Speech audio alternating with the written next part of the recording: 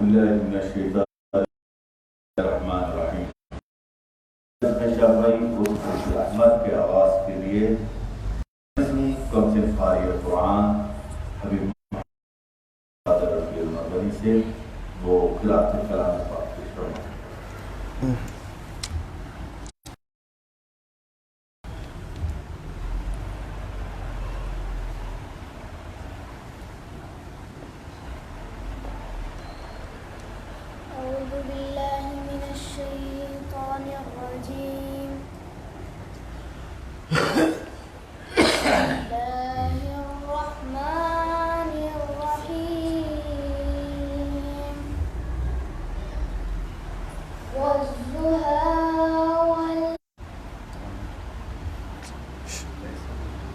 السلام علیکم ورحمۃ اللہ وبرکاتہ. اعوذ باللہ من الشیطان الرجیم. بسم اللہ الرحمن الرحیم. الحمد للہ رب العالمین. الرحمن الرحیم. مالک یوم الدین. إياك نعبد وإياك نستعين. اهدنا الصراط المستقيم. صراط الذين أنعمت عليهم غير المغضوب عليهم ولا الضالين.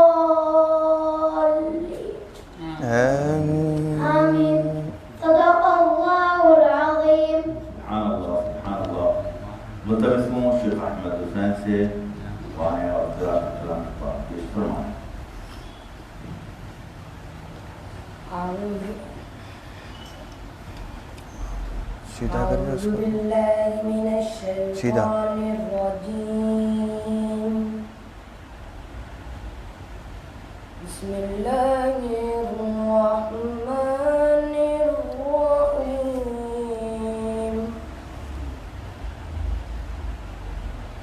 يا أيها الناس اعبدوا ربكم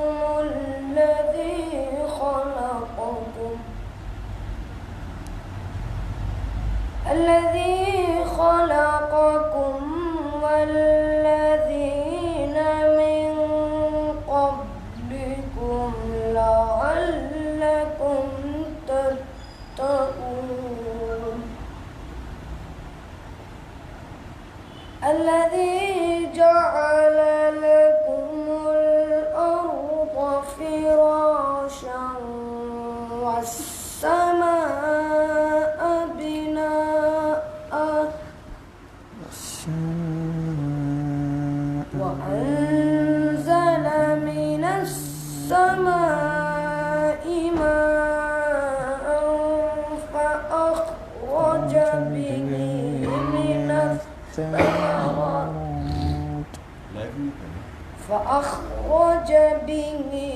من الثمرات رزقا لكم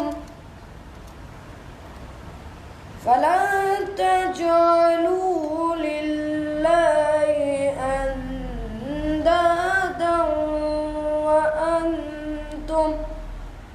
وأنتم تعلمون. صدق الله العظيم.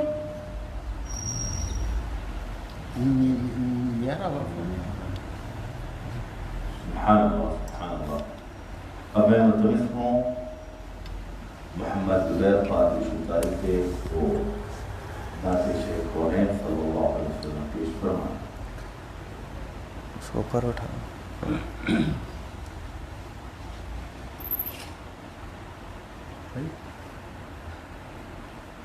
ویڈیو السلام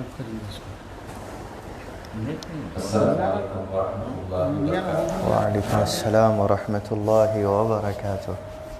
مانگتے ہیں کرم ان کا صدا مانگ رہے ہیں، مانگتے ہیں کرم ان کا صدا مانگ رہے ہیں، مانگتے ہیں کرم ان کا صدا مانگ رہے ہیں، دن رات مدینے کی دعا مانگ رہے ہیں، دن رات مدینے کی دعا مانگ رہے ہیں، ہر نعمت کونین ہے دامن میں ہمارے، ہر نعمت کونین ہے دامن میں ہمارے، ہم صدقہ محبوب خدا مانگ رہے ہیں، ہم صدقہ محبوب خدا مانگ رہے ہیں، دن رات مدینے کی دعا مانگ رہے ہیں، سرکار کا صدقہ میرے سرکار کا صدقہ، سرکار کا صدقہ میرے سرکار کا صدقہ، سرکار کا صدقہ میرے سرکار کا صدقہ، محتاج غنی شاہ و گدا مانگ رہے ہیں، محتاج غنی شاہ و گدا مانگ رہے ہیں، دن رات مدینے کی دعا مانگ رہے ہیں، دامان عمل میں کوئی نیکی نہیں خالد، دامان عمل میں کوئی نیکی نہیں خالد، بس نعت محمد کا صلہ مانگ رہے ہیں، بس نعت محمد کا صلہ مانگ رہے ہیں، دن رات مدینے کی دعا مانگ رہے ہیں، مانگتے ہیں کرم ان کا صدا مانگ رہے ہیں، دن رات مدینے کی دعا مانگ رہے ہیں. وعلیکم السلام ورحمۃ اللہ وبرکاتہ. سبحان اللہ سبحان اللہ. یہ تھے محمد زبیر قادری شفتاری جو نعت شیخ بنے صلی اللہ علیہ وسلم پیش فرما رہے تھے. اب میں متوجہ ہوں حضرت مولانا سے وہ آج کے درس کا آغاز فرمائیں. ہیلو وعلیکم السلام. جی جی ہاں نہیں رکھا تو نہیں پہنچا اور دوسرے ساتھ کو بھی نہیں ملا. الحمد لله رب العالمين والصلاة والسلام على سيد الأنبياء وأشرف المرسلين وعلى آله الطيبين الطاهرين وأصحابه الأكرمين الأفضلين أجمعين. أما بعد، الحمد لله رب العالمين. نويت التعلم والتعليم والتذكر والتذكير والنفع والانتفاع والإفادة والاستفادة والحث على التمسك بكتاب الله وسنة رسوله والدعاء إلى الهدى والدلالة على الخير ابتغاء وجه الله ومرضاته وقربه وثوابه سبحانه وتعالى. رب اشرح لي صدري ويسر لي أمري واحلل عقدة من لساني يفقهوا قولي. ربي زدني علما. ربنا لا علم لنا إلا ما علمتنا إنك أنت العليم الحكيم. معزز ومكرم سادات گرامی قدر، معزز حاضرین کرام، سامعین و ناظرین، السلام علیکم ورحمۃ اللہ وبرکاتہ. فقہ کے حوالے سے سنت نمازوں کا بیان جاری تھا اور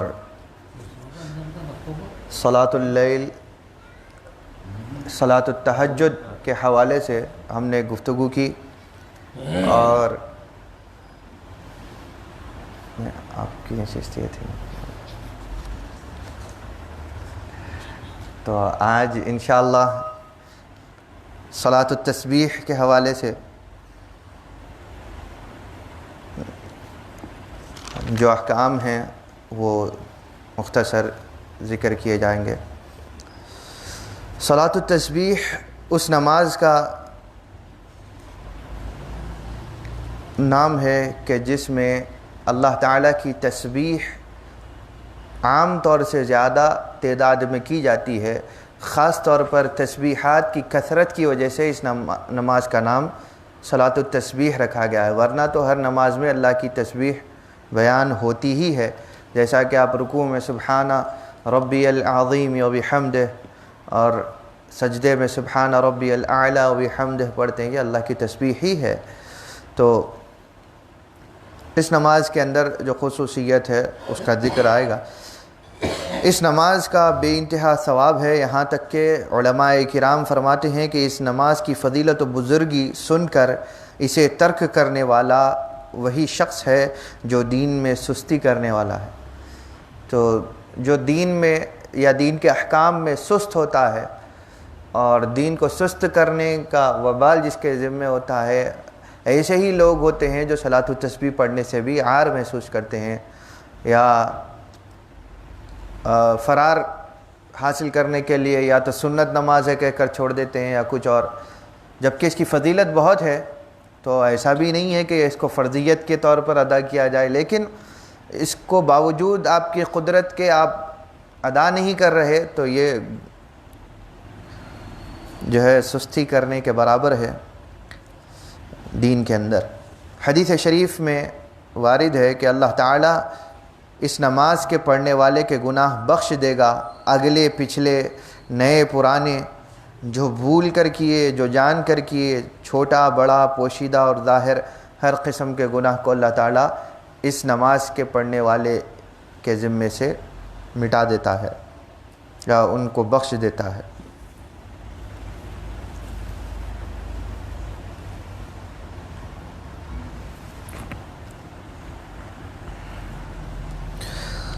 صلاۃ التسبیح کی ترکیب بھی جو ہے قرآن مجید میں تعلیم فرمائی گئی ہے، معاف کرنا، قرآن مجید نے حدیث شریف میں اس کی ترکیب بھی وارد ہے۔ پھر فرمایا ایک مقام پر کہ حضور صلی اللہ علیہ وسلم نے اگر تم سے ہو سکے تو ہر روز ایک بار صلاۃ التسبیح کی نماز پڑھا کرو، اگر روزانہ نہ پڑھ سکو تو ہر ہفتے میں ایک مرتبہ، اور یہ بھی نہ ہو سکے تو ہر مہینے میں ایک مرتبہ پڑھو، اور ہر مہینے میں بھی نہ پڑھ سکو تو سال میں ایک بار پڑھو، اگر سال میں ایک مرتبہ بھی تم نہ پڑھ سکو تو کم از کم عمر میں ایک مرتبہ پڑھ لو۔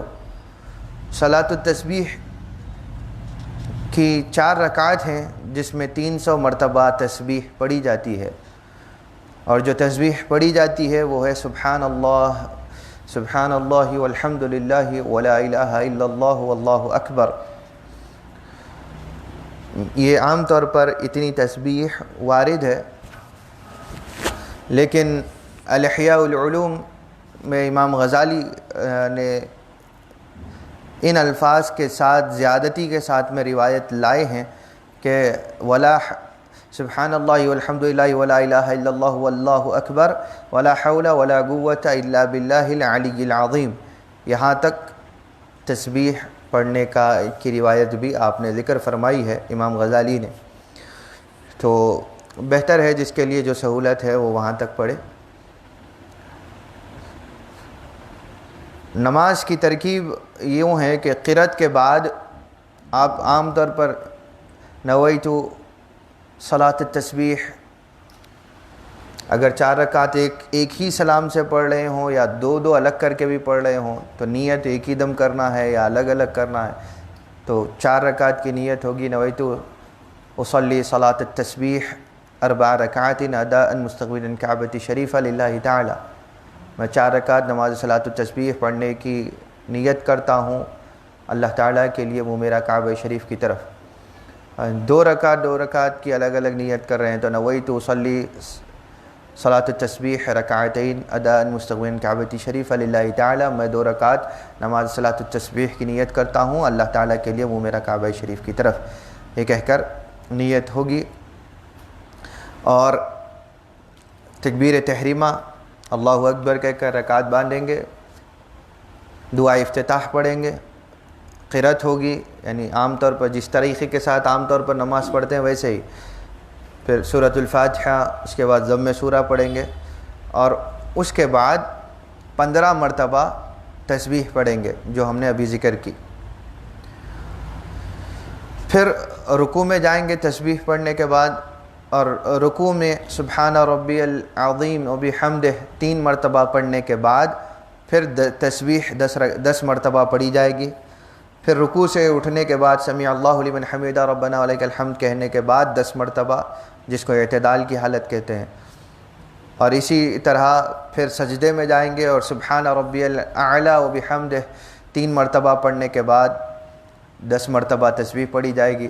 سجدے سے اٹھنے کے بعد دوسرے سجدے سے پہلے جو بیٹھتے ہیں اس بیٹھک کو جلسہ کہتے ہیں، اس میں بھی 10 مرتبہ تسبیح پڑھی جائے گی۔ اس کے بعد دوسرے سجدے میں آپ جائیں گے، پھر 3 مرتبہ سبحان ربی الاعلی وبحمدہ کے بعد 10 مرتبہ تسبیح پڑھیں گے۔ پھر دوسرے سجدے سے جب اٹھتے ہیں اور جلسہ استراحت ہوتا ہے عام نمازوں میں، صلاۃ التسبیح میں تسبیح پڑھنے کی مقدار استراحت میں بیٹھیں گے اور 10 مرتبہ تسبیح پڑھی جائے گی۔ اس طریقے کے ساتھ ایک رکعت میں 75 مرتبہ 75 ٹائمز تسبیح پڑھی جاتی ہے۔ پھر دوسری رکعت کے لیے کھڑے ہوں گے، سورہ فاتحہ ضم سورہ کی قرأت کے بعد پھر 15 مرتبہ، اور پھر ویسے ہی پوری نماز۔ اب آخری رکعت جو بھی ہوگی یا دوسری رکعت میں تشہد سے پہلے 10 مرتبہ پڑھیں گے، تحیات یعنی کہ التحیات للہ شروع کرنے سے پہلے 10 مرتبہ پڑھیں گے، کیونکہ دوسری رکعت میں جلسہ استراحت نہیں ہوتا، یا تو تشہد کے لیے بیٹھتے ہیں، تشہد اولا ہوتا ہے، یا تو آخری جلسہ ہوتا ہے، آخری بیٹھک ہوتی ہے کہ جس کے اندر آپ التحیات سے پہلے 10 مرتبہ تسبیح پڑھیں گے۔ تو یہ 2 رکعت میں 150 مرتبہ ہوگی۔ سلام پھیرتے ہیں 2 رکعت کے بعد، تو پھر دوسری 2 رکعت کے لیے پھر کھڑے ہوں گے اور پھر اسی طریقے کے ساتھ نماز ادا کریں گے۔ اگر 4 رکعت ایک ساتھ ہی ایک ہی نیت سے پڑھ رہے ہیں تو پھر تیسری رکعت کے لیے تشہد کے بعد تحیات کے بعد میں آپ اٹھیں گے، اور اٹھنے کے بعد پھر تیسری رکعت میں بھی پھر دعا قرأت ہوگی، قرأت کے بعد میں 15 مرتبہ، اور پھر اسی طریقے کے ساتھ ہر نماز میں تسبیح پڑھنے کا یہی طریقہ ہے، کسی بھی رکعت میں طریقہ بدلتا نہیں ہے۔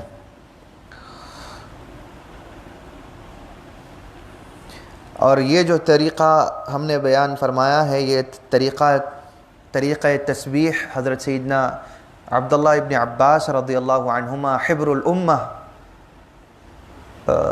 رضی اللہ عنہما کی روایت کے موافق ہے۔ ایک اور طریقے کی، ایک معروف طریقے سے نماز پڑھی جاتی ہے، جیسا کہ ہم بر صغیر میں ہیں، یہاں پر احناف کی کثرت ہے، اور احناف کا طریقہ ادائے صلاۃ التسبیح تھوڑا سا مختلف ہے۔ ان کے یہاں قرأت سے پہلے تسبیح پڑھی جاتی ہے وغیرہ وغیرہ، وہ کنفیوز نہیں کرنا چاہتا اس لیے وہ طریقے کو ذکر نہیں کروں گا، لیکن وہ جو طریقہ جن کو بھی معلوم ہے وہ حضرت سیدنا ابن مسعود رضی اللہ عنہ کا ذکر کیا کی روایت کے اوپر عمل کرتے ہوئے احناف اس طریقے پر نماز پڑھتے ہیں۔ شافعیہ میں اکثر طریقہ حضرت سیدنا عبداللہ ابن عباس رضی اللہ عنہما سے ہی مروی ہے، روایات کو بہت زیادہ اہمیت دی گئی ہے، تو لہٰذا یہ ہمارے ہاں ان کی روایت پر مبنی ہے۔ اور اللہ تعالیٰ جزائے خیر دے حبیب محمد بن عبداللہ بن عباس رفیع صاحب کو کہ وہ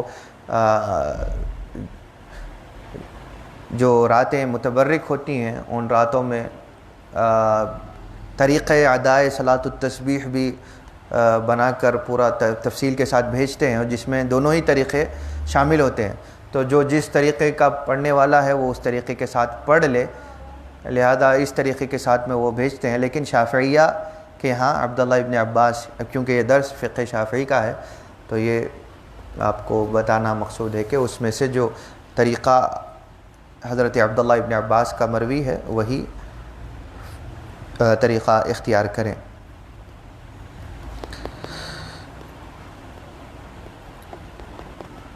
اس نماز کا کوئی وقت مقرر نہیں ہے، دن میں چاروں رکعات کا ایک سلام کے ساتھ، اگر یہ نماز دن میں پڑھ رہے ہیں تو چار بھی رکعتیں ایک ہی سلام کے ساتھ، یعنی جس طرح آپ ظہر اور عصر کی نماز پڑھتے ہیں ایک سلام کے ساتھ، اسی طریقے کے ساتھ میں یہ نماز پڑھی جائے گی، لیکن اس میں چاروں رکعتوں میں قرأت کے بعد ضم سورہ پڑھا جاتا ہے، یعنی سورہ فاتحہ کے بعد ضم سورہ پڑھا جاتا ہے۔ اور رات میں اگر پڑھیں گے تو دو سلام کے ساتھ پڑھنا افضل ہے، یعنی رات میں بھی آپ ایک سلام کے ساتھ پڑھ سکتے ہیں، لیکن افضل ہمارے یہاں الگ الگ دو رکعت میں پڑھنا افضل ہے۔ اس نماز کو دن میں ایک مرتبہ یا اس سے زیادہ مرتبہ بھی پڑھ سکتے ہیں۔ اگر ایک مرتبہ دن میں ہمیشہ روزانہ نہ پڑھ سکیں تو کم سے کم جمعہ کے دن عادت بنا لیں کہ دن میں یا رات میں صلاۃ التسبیح کا ایک معمول بنا لیں کہ یہ فلاں وقت مقرر کر لیں کہ یہ وقت میں نماز پڑھوں گا۔ دیکھیے ہم ہفتے میں ایک مرتبہ بیٹھنے، کھانے یا دوستوں کے ساتھ میں وقت گزارنے کا یا کوئی اور چیز کا ایک وقت بنا لیتے ہیں، تو ویسے ہی صلاۃ التسبیح کا بھی وقت بنا لیجئے۔ بمشکل آدھا گھنٹہ نماز کے لیے وقت لگتا ہے، اگر کوئی زیادہ ہی اطمینان سے پڑھے تو بھی پون گھنٹے سے زیادہ 45 منٹ سے زیادہ نہیں ہوتا، ورنہ ہم کہیں پہ باہر کھانے کا ارادہ کر لیں تو ہوٹل میں جاتے ہیں، پورا کھا کے نکلنے تک 2-2.5 گھنٹے ہو جاتے ہیں۔ نہیں، ایک عام چیز ہے، یا ہم کہیں گھومنے کے لیے نکلتے ہیں کہیں دوست کے ساتھ میں، یہاں نہیں وہاں بھائی تھوڑا سا دور جا کے آتے ہیں، لانگ ڈرائیو کے لیے جا کے آتے ہیں، یہ سوچ کر نکل جائیں تو 1-1.5 گھنٹہ ایسے ہی۔ تو بتانے کا مقصد کیا ہے، آپ جب ایک ارادہ کر کے نکلتے ہیں تو آپ کو وقت کی جو ہے نا آپ کے پاس میں قدر یا اس کی پابندی نہیں رہتی۔ تو اسی طرح یہ نماز کے لیے بھی اگر آپ بنانا چاہیں تو اسکیڈیول کر لیجئے، تاکہ ہاں بھئی جمعہ کا دن ہوگا تو فلاں دن پڑھ لیں گے، چلو جمعہ ضروری نہیں ہے، افضل دن ہے اسی لیے کہا، کوئی اور دن بہتر ہے آپ کے لیے تو ہاں دوست مل کر بیٹھتے ہیں، گیم کھیلتے ہیں یا کوئی اور چیز کرتے ہیں، کوئی چیز مووی دیکھ رہے ہیں آپ یا کوئی اور چیز دیکھ رہے ہیں، تو اس کے لیے تیار ہو کر سب مل کر بیٹھتے ہیں، تو اسی طرح سب مل کر جماعت بھی بنا لیجئے، کبھی بہتر ہے۔ آپ کو راستے بتا رہے ہیں کہ کیا کیا نکل سکتے ہیں ان چیزوں کے لیے، ورنہ تو بلا وجہ یہاں سے دور دور تک جا کر آتے ہیں، لیکن جو ہے نمازوں کے لیے کہو تو پھر بہت سارے کام یاد آ جاتے ہیں۔ یہ ہوتا ہے، نماز کے لیے بولو تو بہت کام یاد آ جاتے ہیں، وہی آپ کو جو ہے نا بیٹھ کر باتیں کرنے کے لیے بولو گھنٹوں باتیں کریں گے، کھیلنے کے لیے بولو گھنٹوں کھیلیں گے، لیکن جب نہ کام رہتا ہے نہ سیریسنس رہتی ہے، جیسے ہی کھیل ختم ہوا بڑے سیریس ہو جاتے ہیں کہ بھائی فلاں کام ہے، اہمیت کا ہے۔ خیر اللہ ہمیں توفیق دے، ورنہ مہینے میں ایک مرتبہ کم سے کم کوئی مہینے میں ایک دن متعین کر لیجئے، جس طرح محافل کے لیے تاریخ مقرر ہوتی ہے، 1، 22، 7، 9، 11 یا جو بھی تاریخات ہیں، تو تواریخ مختلف جس طرح بنا لی جاتی ہیں، اسی میں بھی یہ بھی کوشش کی جا سکتی ہے کہ محفل کے آغاز سے پہلے صلاۃ التسبیح پڑھ لیں یا محفل کے بعد میں پڑھ لیں، جیسا بھی ہو، ضروری نہیں ہے کہ محفل کے دن پڑھ لیں۔ میں ایک بات بتا رہا ہوں کہ جس طرح ایک چیز کی جاتی ہے ویسے ہی ہر چیز کا وقت بنایا جا سکتا ہے، ورنہ سال میں ایک مرتبہ جس طرح مقدس راتیں ہیں، معراج کی رات ہے، شب برات ہے اور شب قدر ہے، بجائے جو ہے نا گاڑیوں پہ ادھر ادھر ارے آدھا گھنٹہ پون گھنٹہ کون ٹھہریں گے نماز میں، یہ سوچ کر باہر پھرتے ہیں گاڑیوں میں، آوازیں پکارا کرتے ہوئے، او یہ پکارا، سب کیا نام مقدس رات ہے۔ گھر میں تو بڑے کرتا وغیرہ سب نہا دھو کے نکلتے ہیں کہ بھائی بچے عبادت کو جا رہے ہیں، مسجد میں رہیں گے، اب بچے رہتے کہاں ہیں وہ کس کو معلوم۔ بچے تو بچے، بڑے بھی جو ہے نا صرف ادھر ادھر جو ہے نا ادھر کی گفتگو ادھر کی گفتگو میں مصروف ہیں۔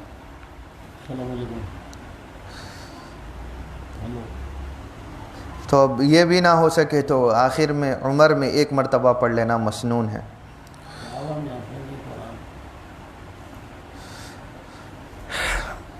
طبرانی نے المعجم الاوسط ان کی کتاب ہے حدیث کی، تو طبرانی نے اس کی اپنی کتاب میں صلاۃ التسبیح کی ترکیب کے ذکر کے بعد اس روایت کا اضافہ کیا ہے کہ بے شک رسول اللہ صلی اللہ علیہ وسلم صلاۃ التسبیح کے تشہد میں اور سلام سے پہلے، سلام پھیرنے سے پہلے یہ دعا فرماتے تھے، اللہم انی اسألک توفیق اہل الہدی واعمال اہل الیقین ومناصحت اہل التوبہ وعزم اہل البصر وجد اہل الخشیہ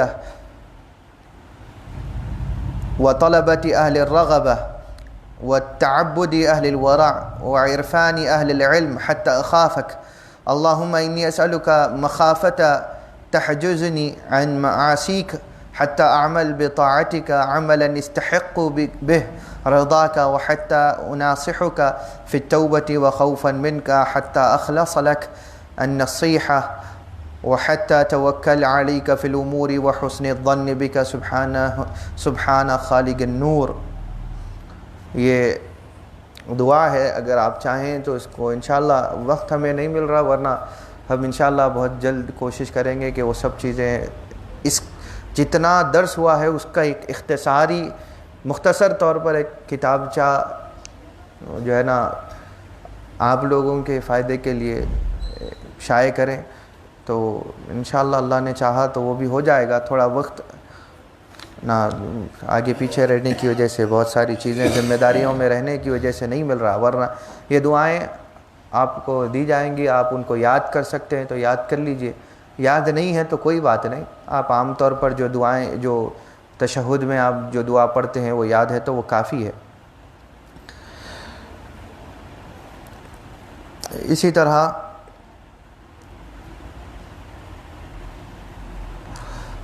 حضرت عبداللہ ابن مبارک رحمۃ اللہ علیہ سے دریافت کیا گیا کہ اگر صلاۃ التسبیح میں غلطی کے باعث سہو واقع ہو تو کیا دونوں سجدہ سہو میں 10 مرتبہ تسبیح پڑھی جائے گی؟ یعنی آپ نماز میں اگر آپ سے کوئی سہو ہو جائے، یہ سہو کا بیان ابھی آیا نہیں ہے لیکن صرف صلاۃ التسبیح کے تعلق سے اتنا یاد رکھیے، کیونکہ عنقریب وہ بھی ذکر آ جائے گا، ہم اس کو ابھی سے ذکر کر کے ذہن پریشان نہیں کرنا چاہ رہے۔ اگر صلاۃ التسبیح میں آپ کو سہو ہو جائے تو حضرت عبداللہ ابن مبارک سے پوچھا گیا کہ کیا ہم جو سہو ہونے پر 2 سجدے اضافی کیے جاتے ہیں سجدہ سہو کے نام پر، تو وہ جو 2 سجدے کیے جاتے ہیں کیا ان سجدوں میں بھی سبحان ربی الاعلی و بحمدہ کے بعد تسبیح جو صلاۃ التسبیح کی ہے، سبحان اللہ الحمدللہ ولا الہ الا اللہ واللہ اکبر ولا حول ولا قوۃ الا باللہ العلی العظیم، کیا اس کا اضافہ 10 مرتبہ پڑھنا چاہیے؟ تو انہوں نے کہا نہیں، کیونکہ اس میں تسبیحات، اس نماز میں تسبیحات صرف 300 ہی کی تعداد میں مقرر کیے گئے ہیں۔ 300 بار ہو گئے لیکن آپ کو کسی اور چیز کا سہو ہوا تھا، آپ نے کر لیا، تو اس کے بعد آپ کو مزید تسبیحات پڑھنے کی ضرورت نہیں ہے۔ اسے صرف سجدہ سہو، اس لیے صرف سجدہ سہو کرنا پڑے گا اور ان سجدوں میں یہ تسبیح نہیں پڑھیں گے۔ اسی کو امام نووی نے اپنی کتاب الاذکار میں بھی روایت فرمایا ہے۔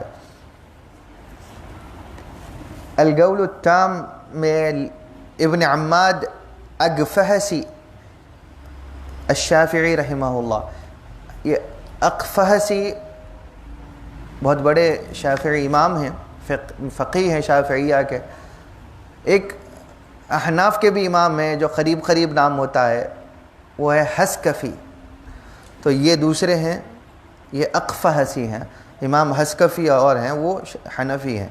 تو ابن عماد اقفہسی الشافعی نے القول التام میں اس مسئلے کو بھی ذکر کرتے ہوئے کہا کہ اگر صلاۃ التسبیح میں سہو ہوا تو سجدہ سہو کرے. تسبیح کا اعادہ یعنی تسبیحات کو دہرانا ضروری نہیں ہے، کیونکہ تسبیح 300 مرتبہ ہی مقرر کی گئی ہے. اسی کو ترمذی نے کتاب السنن میں بھی ذکر کیا ہے. اور جلسہ استراحت کو طویل نہیں کیا جائے گا سوائے صلاۃ التسبیح کے. کسی دوسری نماز میں جلسہ استراحت یعنی کہ آپ پہلی رکعت میں یا تیسری رکعت میں دوسرے سجدے کے بعد کھڑے ہونے سے پہلے جو مختصر سا بیٹھتے ہیں، یہ ہم دوسری نمازوں کے بیان میں ذکر کر چکے تھے، پھر بھی آپ کو ایک اور مرتبہ دہراتے ہیں کہ دوسری رکعت کے لیے کھڑے ہونے سے پہلے یا چوتھی رکعت کو کھڑے ہونے سے پہلے دوسرے سجدے کے بعد جو بیٹھک ہوتی ہے اختصاراً بالکل ایک تسبیح کی مانند، وہ بیٹھک کو طویل نہیں کیا جائے گا سوائے صلاۃ التسبیح کی نماز میں. صلاۃ التسبیح کی نماز میں 10 مرتبہ تسبیحات پڑھے اتنا ہی بیٹھنا، اس سے زیادہ بیٹھنا مکروہ ہے. تو آج کا بیان اسی نماز کے اوپر ہم اکتفا کرتے ہیں. انشاءاللہ آئندہ درس نماز استخارہ کے بیان میں ہوگا. تو آپ اگر کوئی سوال کرنا چاہتے ہیں تو کر لیں انشاءاللہ. آج کے درس کے متعلق صلاۃ التسبیح کے تعلق سے اگر کوئی سوالات ہیں تو کر لیں. درس کے اگلے حصے کی طرف بڑھ سکتے ہیں. جی صاحب، صلاۃ التسبیح کی جو رکعت بنتی ہے تو رکعت بنتے ہی 15 مرتبہ تسبیح پڑھنا ہے یا سورہ فاتحہ ضم سورہ کے بعد پڑھنا ہے؟ شافعیہ میں جو طریقہ ادائے نماز صلاۃ التسبیح ہے، نماز تسبیح کی جو نماز جو ہم پڑھتے ہیں اس میں رکعت سے پہلے نیت کے بعد میں تکبیر تحریمہ کہہ کر آپ ہاتھ باندھ لیں گے. دعا افتتاح نیت نہیں ہوتی، کیونکہ ہمارے ہاں تکبیر تحریمہ کے بعد دعا افتتاح ہوتی ہے، اور دعا افتتاح کے بعد سورہ فاتحہ ضم سورہ، اس کے بعد 15 مرتبہ. حنفی حضرات کے یہاں ثنا پڑھی جاتی ہے تکبیر تحریمہ کے بعد، ہمارے یہاں ثنا نہیں ہے. تو وہ ثنا کے بعد فوری 15 مرتبہ پڑھتے ہیں، اس کے بعد قرأت کرتے ہیں. ہمارے ہاں ویسا نہیں ہے. نہیں، جامع مسجد میں صلاۃ التسبیح میں دیکھا اکثر رکعت بنتے 15 مرتبہ تسبیح کے بعد سورہ فاتحہ. حضرت ابن مسعود رضی اللہ عنہ سے جی، اب وہ کہاں کیسے نماز پڑھی جاتی ہے، اب ہم اس کے اوپر خاص طور پر اگر بات کریں گے تو بری بھی لگ سکتی ہے. تو شافعیہ میں جس انداز سے نماز ادا کرنے کا طریقہ کار بتایا گیا ہے وہ جو ابھی ہم ذکر کر چکے. اب اس کے علاوہ اگر شافعی مسلم پر کوئی اگر دوسرے طریقے سے نماز پڑھتا ہے تو یہ ان کا اپنا طریقہ ہے. کیونکہ آپ کو بیان کے حساب سے وہ لگا کے جو بتا رہے نا حوالہ، تو ہم جامع مسجد میں جتنے بھی پڑھے رکعت بنتے 15 مرتبہ سبحان اللہ الحمدللہ تسبیح پڑھائے بعد سورہ فاتحہ ضم سورہ، اس کے بعد 10 مرتبہ کا بعد حافظ صاحب یہ اعلان کر کے نماز پڑھا ہے. کیونکہ نماز غلط تو نہیں ہوگی ویسا بھی پڑھنے سے، کوئی دوسرے طریقے سے بھی، لیکن دونوں ہی طریقے حضور سے روایت کردہ ہیں. لیکن شافعیہ جس طریقے پر عمل کرتے ہیں وہی عمل کیا جائے تو بہتر ہوگا. ایسا تو پھر پورا تنگ ہو جائے گا کہ آپ شافعی ہیں اور کچھ چیزیں احناف کی کچھ چیزیں ادھر کی کر رہے ہیں، تو اس میں مسئلہ اور طرز عمل خراب ہو سکتا ہے. اللہ اعلم. ہم جو اکثر کا عمل ہے ہم نے وہ ذکر کر دیا، ہم کسی کے عمل کو برا تو نہیں کہہ سکتے. اکثر ہم بچپن جامع مسجد میں دیکھ لیتے ہیں یہ طریقہ چلاتے ہیں، اس لیے آپ سے خلاصہ. اچھا، یہ پتہ نہیں ہے، البتہ بچپن سے ہم جس طریقے پر نماز پڑھتے آئے ہیں وہ ہم نے سنا دیا کہ حضرت عبداللہ ابن عباس کا جو ابھی آپ کو طریقہ سنایا گیا ہے یہ فقیر نے بھی خود بچپن سے پڑھی ہے، ہم نے اپنے بڑوں سے بھی اسی طرح سماعت کیا تھا. سوال ہے ابھی آپ کا، اور ہمارے یہاں بھی ویسے ہی دیکھا گیا. نیت بھی بچوں کے لیے صلاۃ التسبیح کی نیت ایک بار دہرا دی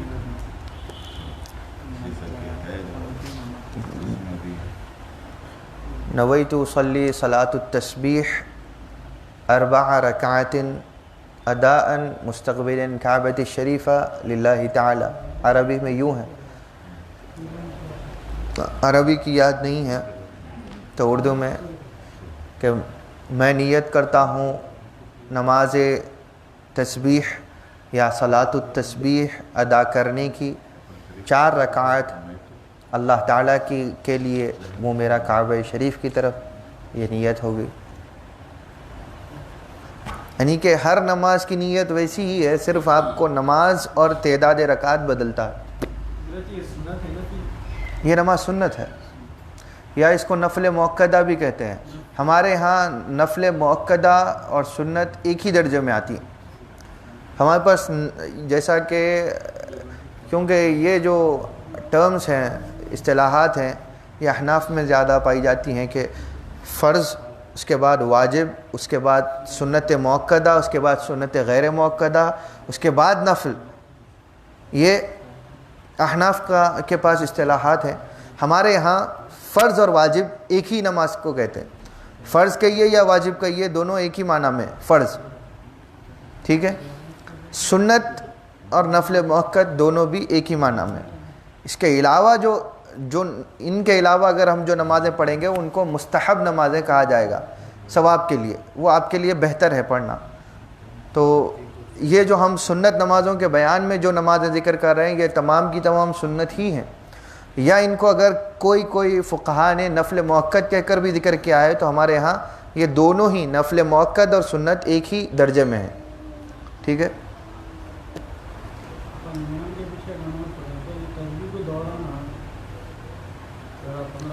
इमाम के पीछे भी हैं तो आपको, इमाम तो ज़ोर से तस्बीह नहीं पढ़ेंगे। इमामत कर रहे हैं तो याद रखिए कि जहाँ पर सलात तस्बीह में तस्बीहात को इमाम ज़ोर से नहीं पढ़ेगा, सिर्फ़ क़िरत की जगह ज़ोर से पढ़ेगा। बाकी जो है ना, जहाँ पे तस्बीह पढ़ने की बात होगी वहाँ खामोश रहेगा। इमाम भी आहिस्ता से पढ़ेगा, मुक्तदी भी उतने वक्त में जितने मरतबा दोहरा सकते हैं दोहरा लेंगे। कर सकते हैं लेकिन दिमाग सिर्फ अगर हम गिनती में अगर लगाए रखेंगे तो नमाज ख़राब हो सकती है।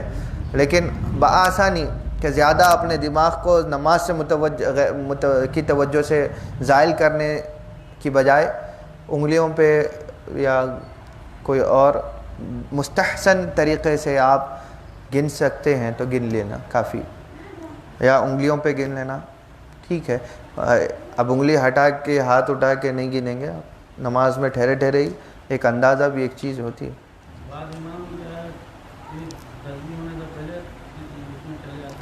हाँ, तो अब इमाम सबके लिए तो एक, अब सब कोई जल्दी पढ़ता है, कोई देर से पढ़ता है, तो अब इमाम तो इमाम है। इमाम का काम है कि एक मुअतदिल वक्त में खड़े रहे, उसके बाद में रुकू कर ले, यानी दरमियानी वक्त, ना ज़्यादा देर ना ज़्यादा जल्दी। तो इमाम ऐसे वक्त में ऐसे एतबार से पढ़ेगा कि जिसमें दोनों ही शामिल हो सकें। अगर किसी की तस्बीह कम हो रही है तो कोई बात नहीं, लेकिन अगर एक आध तस्बीह रह गई है और इमाम ने रुकू कर दिया तो आप जल्दी से उसको पढ़ के फिर इमाम के साथ शामिल हो सकते हैं।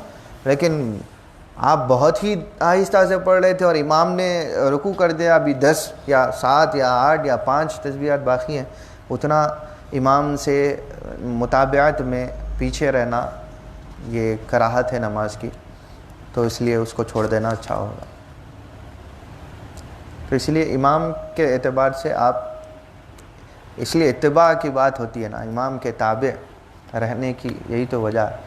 अब इमाम पढ़ ले तो अल्लाह ताला से उम्मीद रख सकते हैं कि इमाम के ज़रिए से अल्लाह आपकी तस्बीहात को मुकम्मल कर। अब कोई और सवाल होने से पहले एक और बात कि इस नमाज में कौन सी सूरतें पढ़ी जाएं, तो एक और बात याद आ गई। तो अफजल जिन सूरतों को बयान किया गया है वो है पहली रकात में सूरतुल क़द्र, इन्ना अंज़लनाहु फ़ी लैलतिल क़द्र। उसके बाद दूसरी रकात में वल अस्र इन्नल इंसान लफ़ी ख़ुस्र, ये सूरह। तीसरी रकात में क़ुल या अय्युहल काफ़िरून। चौथी रकात में क़ुल हुवल्लाहु अहद। ये सूरतें पढ़ना ज़्यादा अफजल बताया गया है। इसके अलावा आप कोई भी पढ़ सकते हैं, یہ بھی شافعیہ کے یہاں افضلیت کے اعتبار سے بتایا گیا، زیادہ بہتر ہے۔ کوئی اور سوال ہو تو پوچھ۔ 4 ایک ساتھ پڑھ سکتے ہیں، 2 کر کے پڑھنا ضروری؟ دن اور رات میں آپ 4 ایک ساتھ پڑھنا چاہیں تو پڑھ سکتے ہیں، لیکن اگر دن میں پڑھیں تو بہتر ہے کہ چاروں ایک ہی ساتھ پڑھیں۔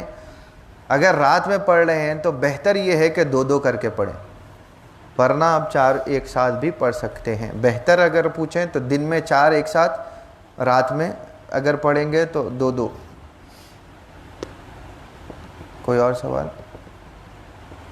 سوال ہے تو پوچھئے، شرمائیے نہیں۔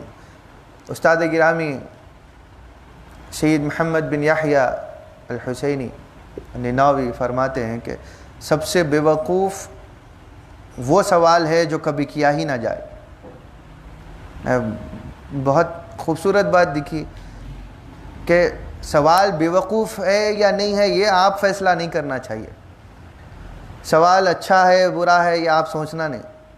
جس کسی کے لیے بھی عام طور پر سوال آپ کے دل و دماغ میں کر دیجئے، کون ہنستا ہے، کون دیکھتا ہے، کون کیا سمجھتا ہے، اس کی آپ کو فکر نہیں۔ آپ کا اپنا شبہ، آپ کا ایک ڈاؤٹ جو ہے وہ کلیئر ہو جائے تو وہ بہتر ہے۔ تو کہا کہ سب سے بے وقوف وہ سوال ہے جو کبھی کیا نہ جائے۔ سوال بے وقوف نہیں ہوتا، نہ کیا جانا وہ سوال بے وقوف ہو جاتا۔ تو آپ پوچھ سکتے ہیں اگر کوئی ہے تو۔ تسبیح یوز کر سکتے ہیں؟ جی، سوال علم کی کنجی بھی ہے۔ عیشا جی، تسبیح نہیں، وہ عمل کثیر میں آ جائے گا۔ کوئی اور چیز کا استعمال حالت نماز میں نہیں کیا جا سکتا۔ نماز کے باہر آپ تسبیح پڑھیے، ڈیجیٹل تسبیح پڑھیے یا آؤٹ ڈیٹڈ تسبیح پڑھیے، آپ ووڈن تسبیح پہ پڑھیے یا آپ پرلز کی تسبیح پہ پڑھیے یا سٹونڈ تسبیح پہ پڑھیے، آپ کسی بھی اعتبار سے پڑھ سکتے ہیں۔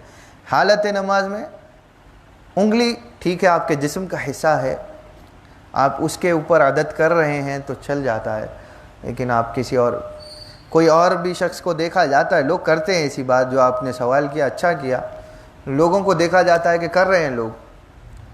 حتیٰ کہ بعض کو یہ دیکھا گیا ہے کہ فون کے اندر جو ہے کاؤنٹر ہوتا ہے تو اس کو پریس کرتے ہیں اور کاؤنٹنگ کرتے ہیں۔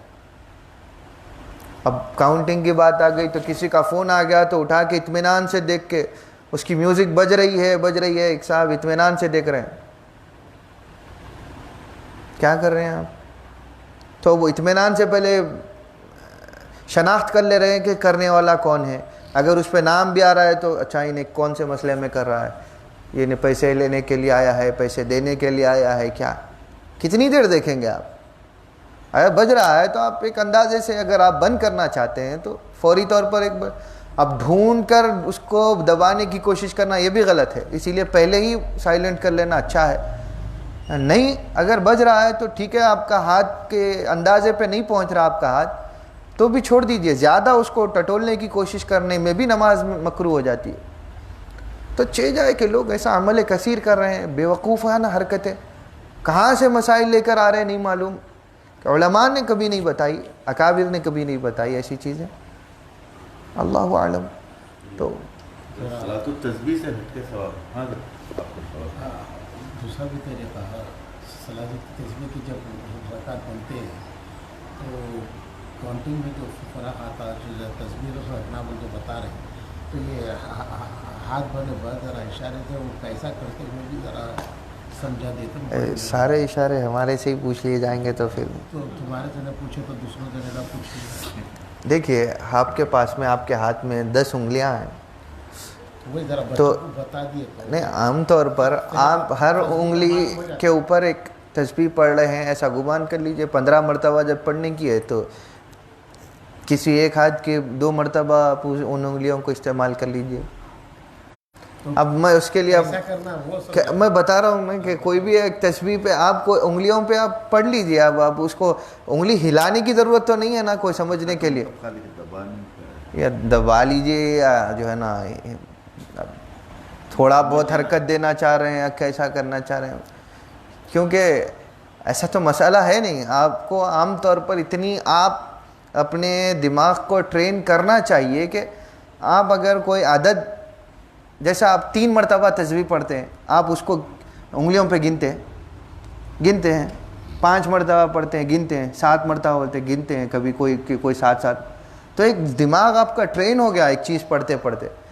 اس کو بھی آپ ٹرین رکھیے کہ حالت نماز میں کیسے گنیں گے، ہو جائے گا، کوئی مسئلہ نہیں ہے. ورنہ انگلی کو دبانے کی بات کی ہے یا تھوڑا سا انگلی کو ہلانا چاہ رہے ہیں، وہ آپ کا اختیار ہے. تو یہ صلاۃ التسبیح سے ہٹ کے سوال ہے، اگر کوئی شخص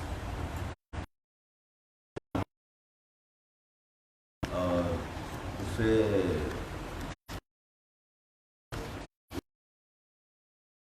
کیفیت، اس کی یقین کی کیفیت نہیں ہے کہ مصلیوں کو یقین ہے کہ دوسری رکعت کے قاعدے میں بیٹھے، اور دوسرے جو حضرات باہر نماز سے باہر ہے وہ لوگ کو ڈاؤٹ نہیں بلکہ کامل یقین ہے کہ دوسری رکعت کے قاعدے میں نہیں بیٹھے، تیسری رکعت میں سلام پھیر دیے، دوسری رکعت میں بیٹھے بغیر اٹھ کے پھر تیسری رکعت میں پھیر دیے، تو اب ایسے کیا کریں؟ دیکھیے سب سے پہلے تو باہر کے لوگ تو پوری نماز اگر انہوں دیکھ رہے تھے تو جماعت میں کہیں کو شامل نہیں ہوئے بھائی، پہلے تو یہ بات. تو باہر سے دیکھنے والا شخص لازم ہے کہ وہ یا تو بیچ میں آیا ہے یا بعد میں. اب اگر جماعت میں شامل ہو گیا تو پھر اب اس کے بعد میں جب بیچ میں اگر شامل ہوا ہے تو امام کی پیروی کرے گا، ٹھیک ہے. اگر انہیں دوسری رکعت میں آیا تو اس کی وہاں سے پہلی ہے تو اس کو تو پہلے بیچ میں ذکر کرنے کی ضرورت ہی نہیں ہے. باہر کے شخص کی بات یہیں ختم. اب رہی بات جو لوگ نماز میں ہیں، امام کو یقین ہے کہ وہ دوسری رکعت میں بیٹھا تھا تو نماز ہو گئی. شافعیہ میں جہاں کہیں کوئی شک کی بات آئے تو یقین کی طرف چلے جانے کو ترجیح دی گئی ہے، یعنی کہ میں نے یہ کیا یا نہیں کیا، کوئی بھی چیز یہ آپ کے ذہن میں شبہ ہو جائے تو کرنے کی طرف چلے جانا. یہ فقہا کا قول ہے جو ہم، یہ مجھے یاد بھی ہے کہ ہم نے جو ہے نا اس کو ذکر کر دیا تھا نماز کے بیان میں، لیکن پھر سے اگر آپ کو یاد آیا ہے تو امام کو یقین تھا تو نماز ختم. ہاں اگر نماز کے ہونے کے بعد اس کو پھر ایک چیز یقینی طور پر اس کے دل میں یہ بات آئی کہ نہیں کیا تھا تو اگر نماز کو دہرانا چاہے تو دہرا لے، لیکن نماز ہو گئی تھی کیونکہ حالت نماز میں اس کو یقین تھا. وہ دہرانا چاہے تو دہرائے گا، یہ چیز ہے.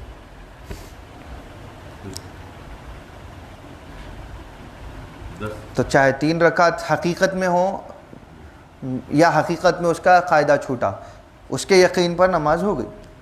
یا کوئی مقتدی بھی ہے، امام اگر پڑھ رہا ہے تو اس کو مقتدی کو اپنا ڈگمگ جو یقین ہے اس کو ظاہر کرنے کی ضرورت نہیں. ہاں اگر اس کو مقتدی کو یقین ہو کہ امام قاعدہ بھول گئے تھے، پہلا جلسہ بھول گئے تھے، تو وہ وہاں پر امام کو اشارہ کر سکتا ہے تکبیر کے ذریعے، آوازیں نہیں کرے گا اے امام صاحب وہ نہیں بیٹھے. بیوقوفی کرتے ہیں لوگ، آج بھی کر رہے ہیں، یا اپنے حلق کو حرکتیں دیتے ہیں. ارے لا حول ولا قوت الا باللہ، آپ کو اتنا یہ نہیں کہ کیسے کرنا ہے، تکبیر کہیے، امام متوجہ ہو جائے گا. امام وہی جو مسائل سے آگاہ ہو. اور ماشاءاللہ بعض تو ایسے ہیں کہ قرات میں آگے پیچھے ہو گئے، امام سے خطا ہو گئی. بہت ساری وجوہات ہیں امام سے خطا ہونے کی، ٹھیک ہے. قرات میں آگے پیچھے ہو گیا امام تو کیا کرتے ہیں، بڑی خواہش ہوتی ہے کہ جس کو یاد ہوتا ہے یا پیچھے اگر کوئی دوسرا حافظ ہو تو بڑی خواہش ہوتی ہے لقمہ دینے کی. تو آپ کو اتنا صبر کرنے کی ضرورت. امام کو خود اس کو ریکٹیفائی کرنا چاہیے، وہ جب تک وہ صحیح نہ کر لے جب تک آپ خاموش رہیں گے. پیچھے پڑھنے والا چاہے علامہ ہو، وہ خیر جو اچھا بڑا علم والا ہے وہ تو دے گا ہی نہیں کیونکہ اس کو مسئلہ معلوم ہوگا. یہ جو من چلے لوگ ہوتے ہیں پیچھے، چاہے حافظ قرآن ہو، ان کو بڑی خواہش ہوتی ہے کہ ہمارا لقمہ ہم دیے پڑھنے کے بعد اپنے کالر سیدھے کرنے کے لیے. دیکھیے مسائل ایسے نہیں ہوتے. اب امام اگر 3 آیات بھی درست پڑھ چکا ہے، یا 3 آیات کے برابر والی اتنی بڑی آیت اگر پڑھ چکا ہے تو اس کی قرأت صحیح ہو گئی، یا اگر ابتدا میں اس نے غلط پڑھا لیکن آگے کی آیات وہ صحیح پڑھ چکا ہے تو آپ کو لقمہ دینے کی ضرورت ہی نہیں ہے، کیوں دے رہے ہیں؟ تو ایسا خود ہمارے ساتھ بھی ہوا ہے، کبھی تراویح پڑھا رہے ہیں، خطا ہوئی تو بڑی تیزی کے ساتھ، جتنی ہماری تیزی میں ایسا خطا ہوئی اتنے ہی پلس آف ریاکشنز میں پیچھے سے جو ہے نا شروع لقمے. کس کے لیے بھائی؟ ذرا صبر بھی نہیں ہے سامنے والا صحیح کرے. آپ حافظ قرآن ہیں، آپ خود امام ہوتے ہوں گے کہیں نہ کہیں، آپ کو کیا یہ نہیں پتا کہ امام 3 مرتبہ تک دہرائے اور پھر وہیں اٹکتا رہے تب جا کر لقمہ صحیح ہوتا ہے کہ اس کو دیا جائے. 3 مرتبہ امام دہرائے اور اس کے بعد میں بھی لقمہ صحیح نہ ہو. اور پہلے تو شافعیہ میں ضم سورہ میں اگر کوئی اٹکے تو بھی نماز خراب نہیں ہوتی، کیونکہ ہمارے ہاں فرض سورۃ الفاتحہ ہے. سورۃ الفاتحہ ہو گئی تو قرأت کی فرضیت ختم ہو گئی. سورۃ الفاتحہ اگر کوئی بھول جائے تو نماز پوری کی پوری باطل، نماز ہی نہیں ہوتی. لا صلاۃ الا بالفاتحہ، حضور اکرم صلی اللہ علیہ وسلم کا فرمان ہے، مسلم شریف میں بھی ہے، بخاری و مسلم میں ممکن کہ بغیر فاتحہ کے نماز ہی نہیں ہوتی.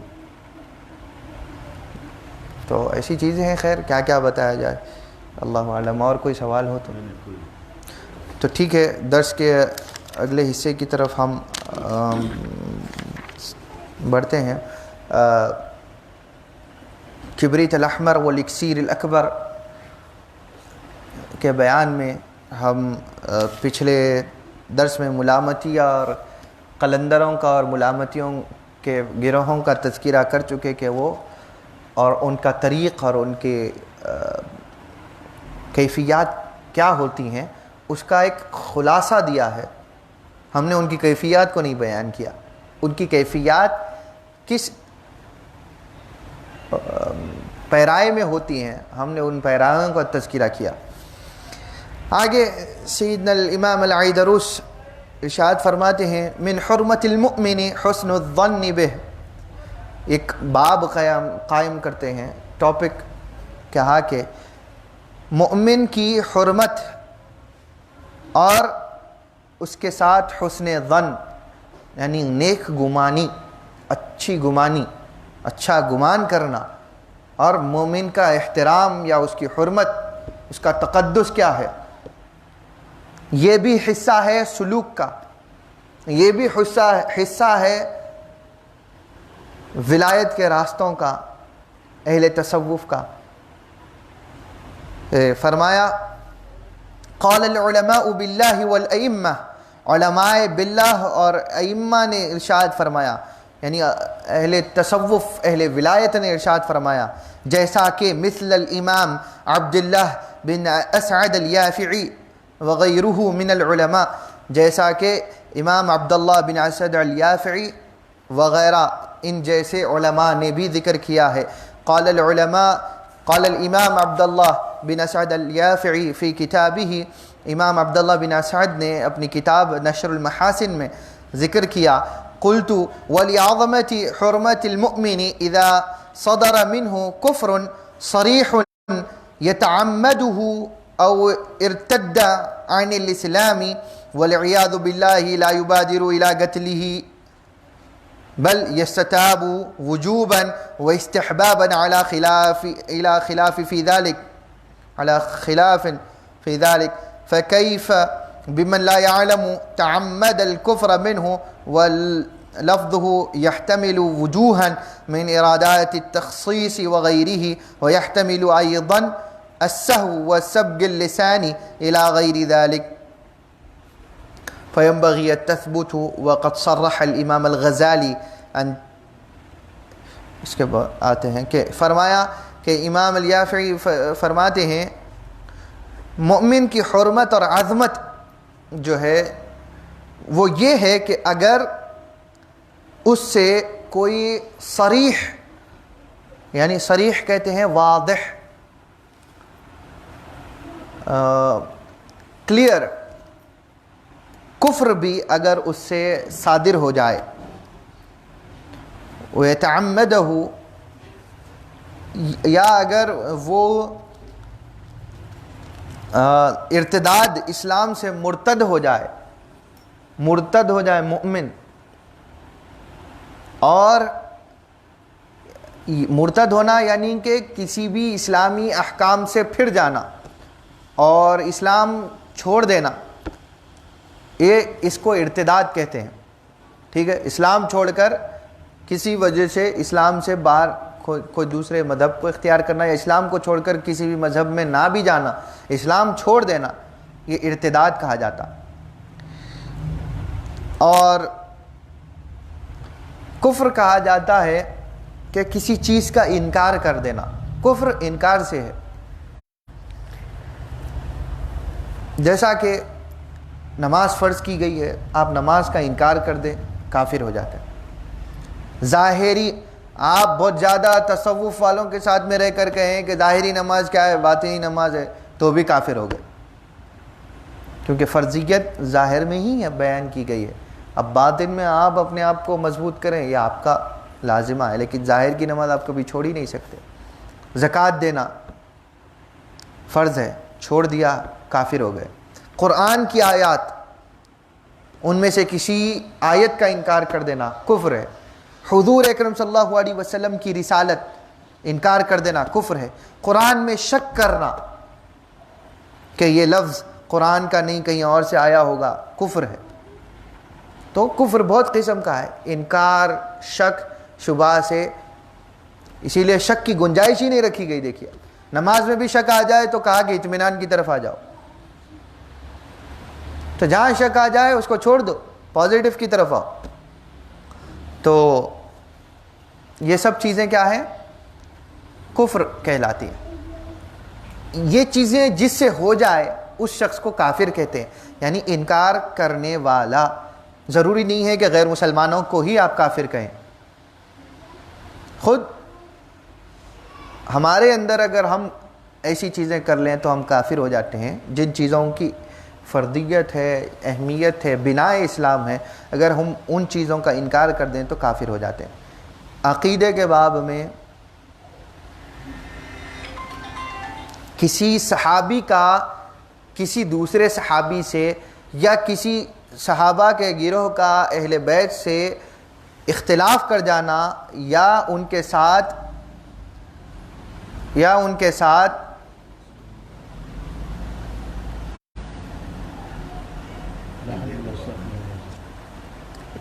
میں ایک اہمیت کی بات بتا رہا ہوں، کیونکہ ہماری قوم خاص طور پہ ان چیزوں کی طرف جا رہی ہے. میں ان سے ہمارا کام صرف آپ تک پیغام پہنچانا ہے، کیونکہ ہم بیٹھتے گھنٹہ ڈیڑھ گھنٹہ جو بھی درس میں ہیں، اس میں بھی چند چیزوں کو لے کر اگر آپ کی توجہ زائل ہوتی ہے تو یہ بہت قابل قبول نہیں ہے ذرا بھی. ورنہ بہتر ہے کہ آپ کی اتنی پریشانی ہے، کوئی پرواہ نہیں ہے کہ ہم جو سننا چاہ رہے ہیں ان کو 4 کو سنا دیں یا 1 کو سنا دیں. تو بڑا فتنہ چلا ہے اس کو لے کر، میں اس کے لیے یہ بات کہہ رہا ہوں. صحابہ کا ایک گروہ دوسرے صحابہ کے گروہ سے ٹکرا لے، اس میں کفر کوئی نہیں. صحابہ کی ایک جماعت اہل بیت کی جماعت سے ٹکرا لے، کفر نہیں ہے. اہل بیت صحابہ سے ٹکرائیں کسی اختلافی مسئلے میں، کفر نہیں ہے.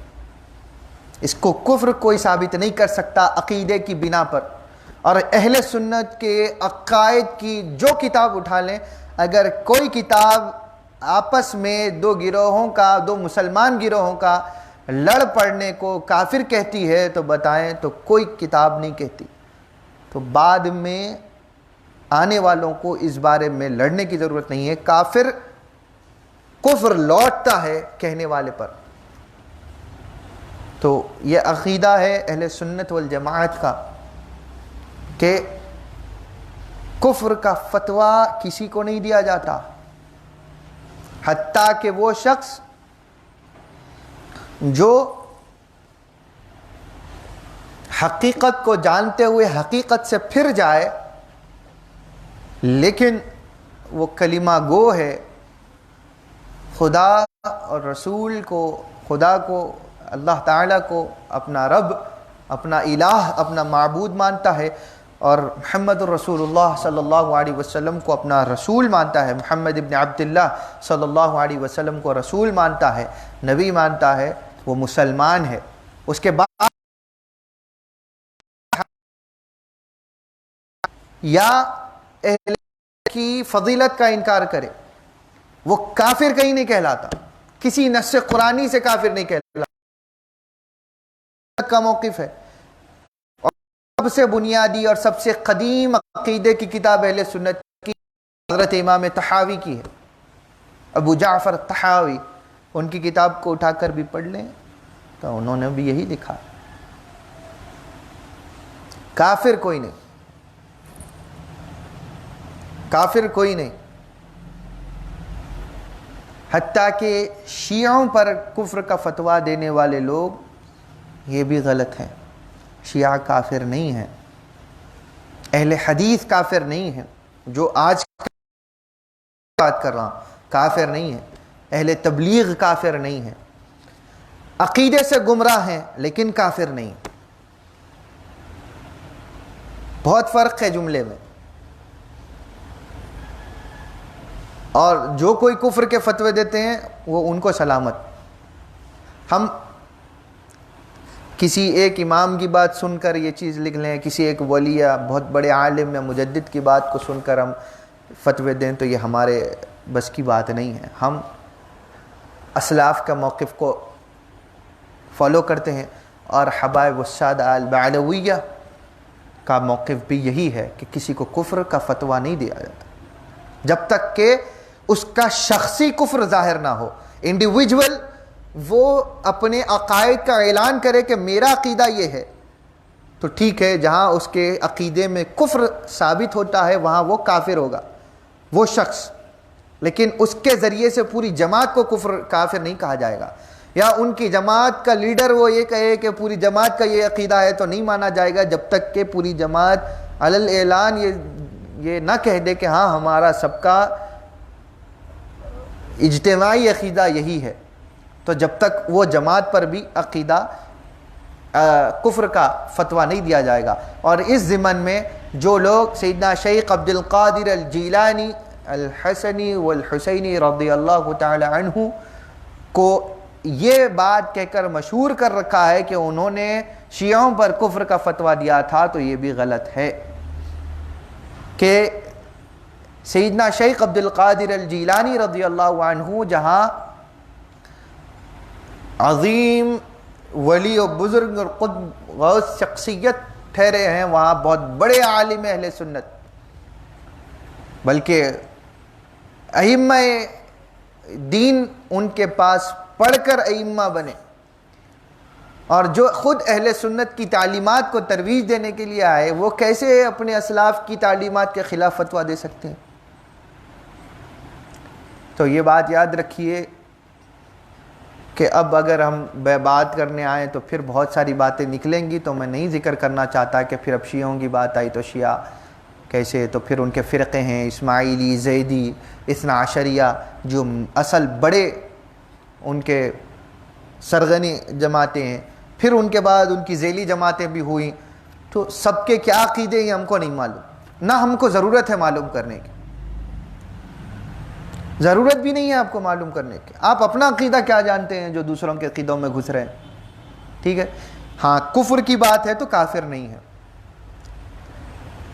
جو ان کی اہم جماعتیں ان کے قائد اہل سنت کے علماء کے پاس بھی رہیں، تو اس کو پیش نظر رکھ کر ہی انہوں نے کہا کہ یہ کافر تو نہیں ہے، عقیدے سے گمراہ ہیں، بھٹکے ہوئے، تھوڑے تھوڑے چند مسائل، وہ بھی سب میں نہیں، چند مسائل میں شیعوں کا عقائد کے چند مسائل میں اختلاف ہونے کی وجہ سے ان کے عقیدے مختلف ہوئے، پھر بہت ساری دوسری چیزیں ہیں۔ تو کفر کا فتویٰ دینا اور کسی کو کافر کہہ دینا، اس سے احتیاط کریں عمر بھر، یہ تعلیم ہے ہمارے اکابرین کی۔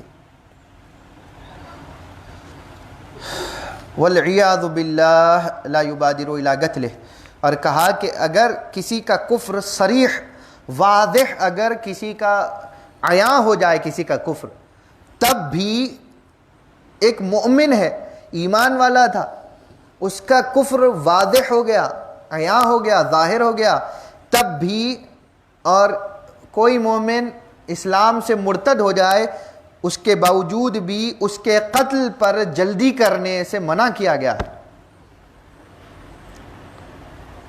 اس کے قتل کے اوپر آمد، یعنی کہ پہلے اسلامی مملکت میں کیا ہے، ارتداد، جو مرتد ہو جائے اسلام سے اس کو قتل کرنا واجب ہے، ٹھیک ہے۔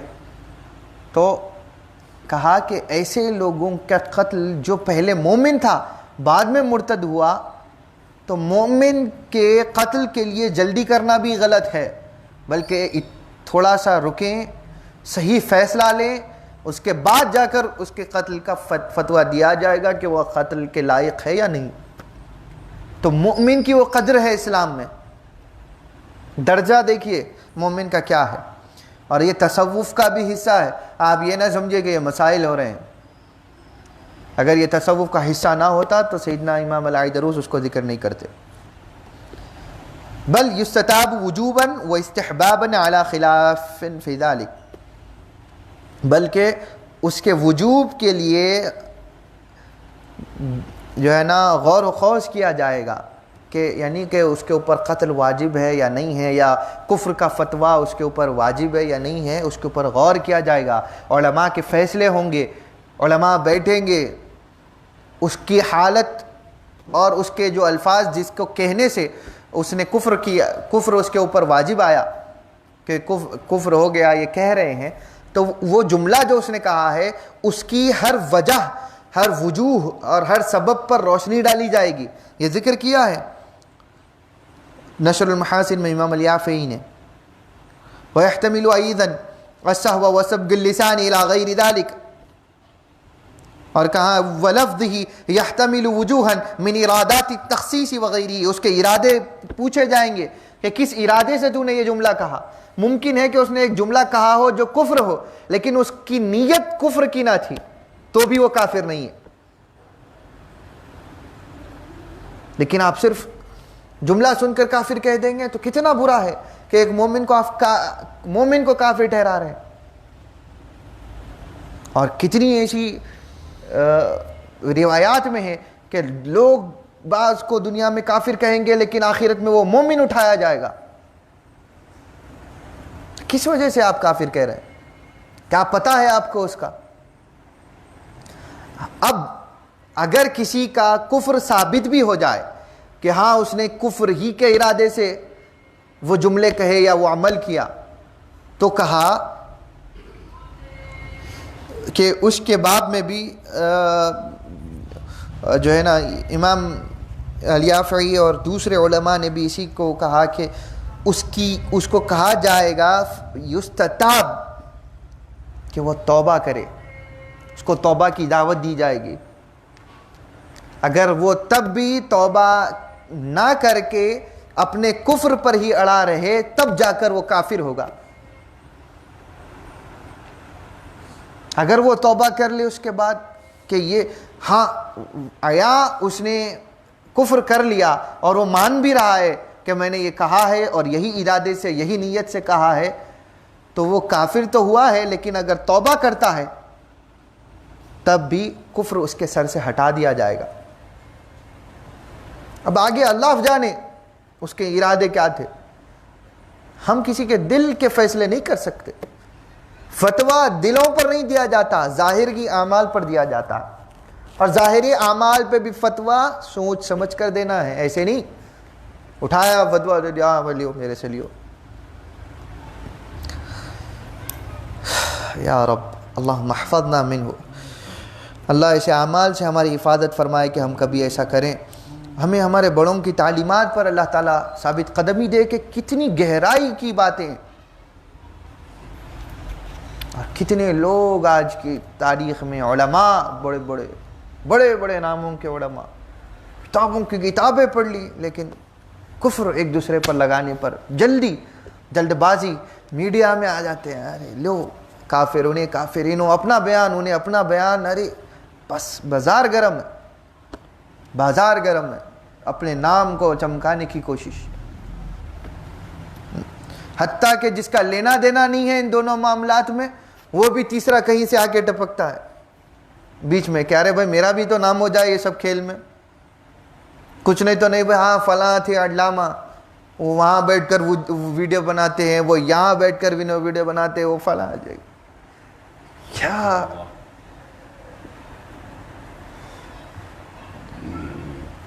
یہ علماء ہیں آپ کی ذمہ داری یہی ہے.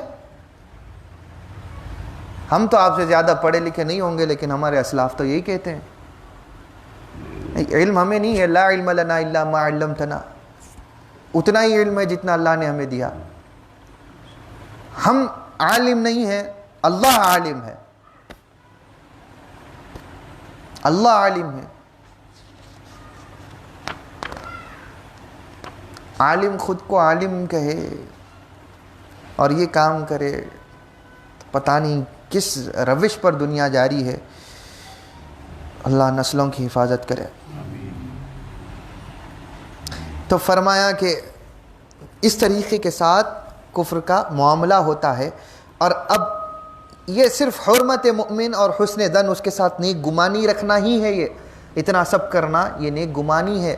آپ آپس میں ایک دوسرے سے بدگمان ہو جاتے ہیں، ارے نہیں انہیں ایسا نہیں ایسا کرا، آپ کو کیا معلوم، سامنے والا بول رہا ہے کہ بھائی میں ایسا نہیں ایسا کرا، آپ غلط سمجھے تو ٹھیک ہے بھائی آپ قبول کر لیجیے کہ ہاں ٹھیک ہے چلو غلط فہمی ہو گئی تھی ہم کو، شاید آپ جیسا کہہ رہے ہیں وہ. اب آپ دل میں گھس جا رہے ہیں کہ نہیں تم وہی نیت سے بولے تھے. کتنی بدگمانی عام ہو رہی ہے. عورتوں کی بیٹھک میں بیٹھنا، عورتوں کی طرز گفتگو اختیار کرنا، یا عورتوں کا آپس میں دوسری عورتوں کا جن کا مزاج ہی یہی ہوتا ہے اس کو اختیار کرنا. اور خاص طور پہ وہ لوگ جو ایسوں کے ساتھ میں بیٹھ کے اپنا ذہن اور کہتے ہیں کہ شارپ کر رہے ہیں. کیا شارپ کرتے جی؟ جو دل میں آئے وہ بول رہے ہیں. آپ کس کے بھی بارے میں کچھ بھی بول دیتے. ٹھیک ہے کوئی چیز آپ کو نہیں سمجھ آئی تو عرب کی خاصیت یہ بھی تھی کہ زبان جو دل میں بے چینی کسی کے تعلق سے آ جائے وہ سامنے جا کر وہ صاف کر لیتا تھا کہ ہاں بھائی تم نے یہ کہا تھا، یہ بات تمہاری غلط دکھی، بجائے اس کے کہ ہاں دل میں گھٹن اور انہیں ایسا کرا تھا. نہیں اس کا مطلب کیا تھا. سامنے والا ایک بولتا یہ ایک، اب وہ گھنٹوں بحث چلے گی اب اس کے اوپر. بدگمانی، غیبت، چغلی. الغیبت اشد من القتل. غیبت کرنا قتل کرنے سے، کسی کو ناحق قتل کر دینے کا جو گناہ ہے اس سے زیادہ برا ہے غیبت کرنا. میں کریں گے، بہت شوق ہے سب کو اپنے اپنے فیصلے قائم کرنے کا. اچھا سامنے والا صفائی دے رہا ہے تو بھی قبول نہیں کرتے. ٹھیک ہے جائیے. اب تو ہمیں یہ سب چیزیں چھوڑ دینی چاہیے، بدگمانی چھوڑ دی. اب یہاں پر آخری جملہ جو اس حرمت کے بیان میں فرماتے ہیں، وقد صرح الامام الغزالی ان ترک قتل 1000 نفس ممن يستحق القتل اهون من سفك محجمة من دم المؤمن. سبحان اللہ. امام غزالی نے اس کی وضاحت کرتے ہوئے فرمایا ہے. امام غزالی کون؟ اب ان کی تفصیل سنانے کا تو وقت نہیں ہے، صرف اتنی بات کہوں گا کہ ان کی ایک کتاب، کئی کتابوں میں سے صرف ایک کتاب الاحیاء العلوم الدین، یہ آپ کی کتاب ہے، بڑی کتاب ہے بہت، اور اپنے طرز کی پہلی کتاب تاریخ اسلامی میں، جو اس نہج کی کتاب کبھی آپ سے پہلے کسی نے نہیں لکھی تھی. بعد میں آپ کی اتباع میں لوگوں نے، بہت بعد میں بڑے بڑے اکابرین پیدا ہوئے جو اس طریقے کی بعض نے کتابیں لکھی ہیں، لیکن امام غزالی سے پہلے کسی نے نہیں لکھی تھی. فضیلتیں بہت ہیں امام غزالی کی. تو صرف یہی کتاب کے حوالے سے کہ علماء کا اس بات پر بہت سارے علماء کا یہ کہنا ہے کہ احادیث کے سارے ذخیرے ختم کر دیے جاتے. فتنے یعنی ہم خود سے نہیں بلکہ فتنے اگر ساری احادیث کو مٹا دیتے، کتابوں کو، تفسیر کی کتابوں کو مٹا دیتے، دوسری چیزوں کو مٹا دیتے، کچھ باقی نہ رہتا سوائے قرآن کے اور احیاء العلوم کے، تو سارے اسلام کو سمجھنے کے لیے یہ 2 کتابیں کافی ہیں. احیاء العلوم کا وہ درجہ ہے. قرآن اور احیاء العلوم صرف یہ 2 باقی رہ جائیں تب بھی سارے اسلام کو سمجھنے کے لیے 2 کتابیں کافی ہیں. احیاء العلوم. تو وہ امام غزالی، امام محمد بن محمد الغزالی رحمۃ اللہ علیہ ارشاد فرماتے ہیں، اور عقیدے کے بھی ایک بہت بڑے امام اور عالم گزرے، امام باقلانی رحمہ اللہ. انہوں نے بھی یہی ذکر کیا، باگلانی بھی کہتے ہیں، باقلانی بھی کہتے ہیں. تو وہ فرماتے ہیں کہ دونوں کی بات یکساں یکی مزاج کی، کہ ایسے 1000 لوگ کہ جن کے اوپر جن کا قتل واجب ہوا ہے، یعنی جو واجب القتل ہیں ان کا قتل کیا جانا اسلام کی نص سے صحیح ہے، حق ہے، کہ ایسے 1000 قسم کے لوگ ہوں جن کا گناہ ثابت ہوا ہے، اور اگر ان کو قتل نہ کیا جائے تو یہ دین کے فتنے والے ہوں. ایسے لوگ، ایسے 1000 واجب القتل کو چھوڑ دینا، آزاد کر دینا اتنا بڑا گناہ نہیں ہے جتنا کہ ایک مومن کا تھوڑا سا خون بھی نکل جائے ناحق، جتنا گناہ اس کے خون کا ہے، 1000 واجب القتل کو چھوڑ دینے کا بھی وہ گناہ نہیں ہے. واجب القتل یعنی کہ جن کا قتل واجب ہو جائے تو ان کو قتل کرنا ہی چاہیے، لیکن اتنی اہمیت کے باوجود اگر ان کو چھوڑ دیا جائے تو بھی اتنا گناہ نہیں ہوتا امت کو جتنا کہ ایک مومن کا ناحق تھوڑا سا خون بہہ جائے. تو جو وبال ہے نا، وہ وبال دوسروں پہ نہیں. مومن تھوڑی سی جائیدادوں کے معاملے میں اپنے بھائیوں کے اوپر جو ہے نا کا خون بہانے تیار ہے، برا ہوگا، دنیا پرست ہوگا بھائی یا بھائی، دوسرے بھائی آپس میں ایک دوسرے میں، یا 2 مسلمان آپس میں، برا ہوگا، شرابی ہوگا، آپ نے ایک پارسا ہوں گے، اللہ کے ولی ہوں گے، لیکن وہ برا ہوتے ہوئے بھی مومن ہے، اس کی حرمت باقی ہے. خون کر دینا یہ تو بہت غلط، اس کا خون بہانا غلط ہے. ادب دینا اور بات ہے، ادب دینا اور بات ہے، اس کے لیے جو بھی جائز طریقے ہوں وہ ہم اور بات ہے. ہم یہاں بات کر رہے ہیں کہ جو آپس میں قتل کر کے مر رہے ہیں لوگ، نسل و نسل کی دشمنی، خاندانی دشمنی نہیں چل رہی. تو یہ سب چیزیں اہمیت کی ہیں. یہ چیزوں کو اگر پیش نظر نہ رکھا جائے تو سلوک کبھی طے نہیں ہوتا، اس کے بغیر سلوک طے نہیں ہوتا. اور اولیاء و صالحین کے یہاں ایک جملہ ہے جو استاد محترم حضرت العلامہ الشیخ دکتور محمد طاہر القادری حفظہ اللہ فرماتے ہیں کہ اولیاء اللہ کے یہاں گناہوں سے نفرت ہوتی ہے، گناہگار سے نفرت نہیں ہوتی. اولیاء گناہوں سے نفرت کرتے ہیں، گناہگار سے نفرت نہیں کرتے. گناہگار کے گناہوں سے نفرت ہے، اس گناہگار سے نفرت نہیں ہے. بہت بڑی بات ہے. اولیاء کی زندگیوں کا خلاصہ ایک ان کے طرز معاملے کا، جو ہر گناہگار بھی آتا ہے ان کے پاس، شرابی بھی آتا ہے، نیک بھی آتا ہے، ہر کوئی آتا ہے نا. تو اس کا خلاصہ ذکر کیا کہ وہ اس لیے کہ ہر کوئی ان کے پاس اسی لیے آتا ہے کہ نیک ہے تو نیک ہی ہے، جو گناہگار ہے انہیں بھی اچھا اس لیے ہے کہ اس کے گناہ برے ہیں وہ برا نہیں، تو اس کو گناہوں سے روکتے ضرور ہیں لیکن اس سے نفرت نہیں کرتے۔ ذات سے نفرت یہ بہت سارے فتنوں کی طرف لے کر جاتی ہے۔ فی الصوفیتی، صوفیہ میں کیا ہے؟ المتشبہ و متشبہ، المتشبہ الصوفی السالک الواصل، فرمایا کہ صوفیاء کرام مشابہ ہوتے ہیں اپنے پیران کرام کے یا اپنے اکابرین کے، کہ جن کی صحبتوں میں وہ بیٹھتے ہیں ان کی شبیہ بن جاتے ہیں، ان کے جیسے بنتے ہیں۔ شبیہ لائکلینس،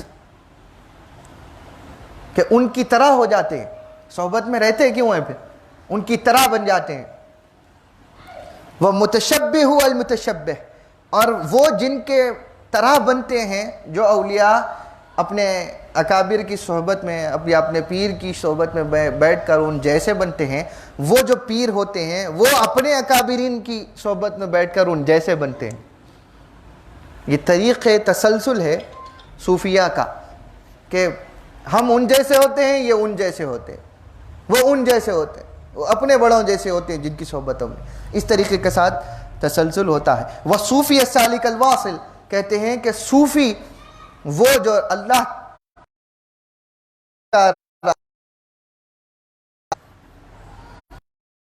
میں کہا کہ وہ سالک واصل ہوتا ہے، اس کا وصل، اس کا تعلق قائم رہتا ہے اپنے، وہ جس کی صحبت میں بیٹھا ہے اس شیخ سے حضور اکرم صلی اللہ علیہ وسلم تک۔ یہ شیخ جس کی صحبت میں بیٹھا ہے وہ اپنے پیر کی صحبت میں بیٹھ کر ان جیسا بنا، وہ اس کا جو پیر ہے وہ پیر اپنے پیر کی صحبت میں بیٹھ کر ان جیسا بنا، وہ اپنے پیروں کی صحبت میں بیٹھ کر یا اپنے بڑے اکابرین کی صحبت میں بیٹھ کر ویسا بنا۔ یہ تسلسل چلتا ہوا صحابہ تک جاتا ہے کہ صحابہ کی صحبت میں بیٹھ کر یہ ان جیسے بنے، صحابہ کس کی صحبت میں بیٹھ کر وہ رنگت والے بنے، وہ رسول اللہ کی صحبت میں بیٹھ کر بنے۔ اور معافی کے ساتھ کہ اگر کوئی یہ کہے کہ ہاں پیر کی نقل کر رہا ہے، تو دیکھیے اس میں کوئی بری بات نہیں، وہ جب ان جیسا کرنے کی کوشش کرے گا تبھی ان جیسا بنے گا۔ ہاں لیکن صرف نخرے باز بن رہا ہے تو بات غلط ہے، اس کا باطن بھی، اس کے اندر، اس کے دل میں اپنے پیر کے جیسا مزاج پیدا ہو، غلط کو غلط اور صحیح کو صحیح سمجھنے کا مزاج پیدا ہو، ہر چیز کو شریعت و حقیقت کے پیرایوں میں تولنے کا مزاج پیدا ہو، تب جا کر وہ جیسائیت مثلیت میں جائے، شبیہ بننے کی کوشش کرے۔ ان جیسا سے مراد ضروری نہیں ہے کہ مرید جو ہے پیر کے جیسا ہی بن جانے کے، نہیں کہ ان کے جیسا مقام لوگوں میں ظاہر کرنے کی کوشش کرے، ضروری نہیں ہوتا کہ ہمیشہ ویسا ہو۔ ان جیسا اللہ تعالیٰ کی خاطر ان کے معاملات، ان کے ظاہر میں بھی اسی لیے ان جیسا بننے کی کوشش کرتا ہے تاکہ سنت کا ان جیسا پابند بنے۔ اب دکھاوے کے لیے بن رہا ہے یا نہیں بن رہا ہے تو خیر دلوں کی بات ہے۔ اب جو دکھاوا کرنے کی کوشش کر رہا ہے تو اس کے لیے خبردار ہونے کی ضرورت ہے کہ تو دکھاوا نہ کر، پہلے تو وہ مزاج پیدا کر۔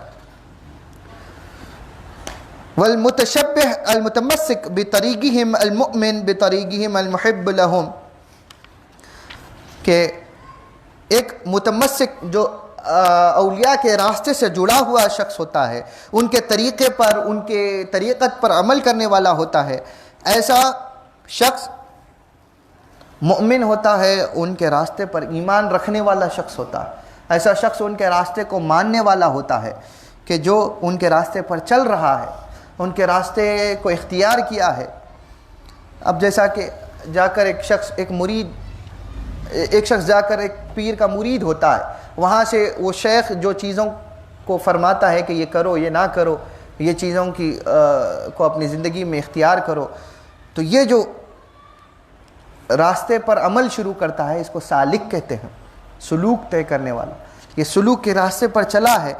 اور المؤمن بھی طریقہم، اور مومن ہوتا ہے ان کے راستے پر، یعنی کہ جب ہی راستے پر چلتا ہے اس شیخ کے کہ جب اس کے راستے پر ایمان ہو، کہ ہاں یہ راستے پر چل کر میں اپنے بڑوں سے اور حضور صلی اللہ علیہ وسلم سے اور اللہ تعالیٰ سے اپنا رشتہ روحانی مضبوط کر سکوں گا. المحب لہم، اور پھر یہ ان اکابرین سے محبت کرے گا، اس شیخ سے اور ان کے مشائخین سے محبت کرنے والا بنے گا. والمتشبہ المتشبہ المؤمن بطریقہم المحب لہم، اور پھر جس کا مرید ہوا ہے یا جس کے صحبت میں بیٹھ کر ان کے راستے کے اوپر عمل کرنا شروع کیا ہے، تو وہ جس کا شیخ، وہ اس کا جو شیخ ہے، وہ شیخ بھی اپنے بڑے کے راستے کا مسافر ہوتا ہے، اور ان راستے اور اس کے پیر کے راستے کا مرید اور مومن ہوتا ہے، ایمان رکھتا ہے اپنے پیر کے. ایک شخص کا مرید ہوا، یہ شخص بھی کسی کا مرید ہے یا کسی کی صحبت میں رہا ہوا، تو وہ جس کی صحبت میں رہا ہے یہ پیر، تو وہ جس کی صحبت میں رہا یا جس کا مرید ہوا، وہ پیر اپنے پیر کی طریقے کا مومن ہے، ایمان رکھنے والا ہے اور ان سے محبت رکھنے والا ہے. بغیر ایمان اور محبت کے راستہ کبھی عبور نہیں کیا جا سکتا. جس کے بھی مرید بنے اس کے بعد اس سے محبت اور اس کے طریقے پر ایمان. ایسا نہیں ہے کہ پھر دوسروں سے نفرت کرو یا دوسروں میں تولنے لگ جاؤ، کہہ رہے ہمارے پیر ایسے دوسرے ایسے، ہنسنا شروع کر دو. غلط ہے یہ، آپ کو کوئی حق نہیں، ورنہ آپ مرید ہی سچے نہیں ہوئے. آپ جب مرید ہوئے تو تصوف کا راستہ ہی یہ ہے کہ آپ دوسروں کے لیے نیک گمان بن جائیں. اب ان کے طریقے کیا ہیں چھوڑ دیجیے، آپ کو ان کے بارے میں نہیں پوچھا جائے گا، آپ اپنا دیکھیے کہ آپ کیا ہیں. وَمَنْ أَحَبَّ قَوْمًا كَانَ هُوَ مِنْهُمْ، اور یہ بات یاد رکھ لیجئے کہ جو شخص جس سے محبت رکھتا ہے یا جس گروہ سے، جس گروپ سے محبت کرتا ہے، وہ اسی میں سے ہو جاتا ہے. جس قوم سے محبت ہوتی ہے وہ اسی میں سے ہو جاتا. آپ کو اپنے پیر سے یا اپنے بزرگ، آپ جس کو بھی اپنا بزرگ یا بڑا مانتے ہیں یا ولی سمجھتے ہیں اور جا کر مرید نہ بھی ہوں تو بھی اس کی صحبت میں جا کر بیٹھتے ہیں اور اس سے محبت رکھتے ہیں، تو وہ محبت آپ کو انہی کے گروہ میں سے کر دے گی. آپ جن سے محبت کرتے ہیں آپ انہی میں سے ہوں گے. وفی الحدیث الصحیح، یہ حدیث صحیح بخاری اور مسلم اور ترمذی اور امام احمد نے اپنے مسند میں بھی روایت کیا، اور طبرانی نے بھی اس کو روایت کیا.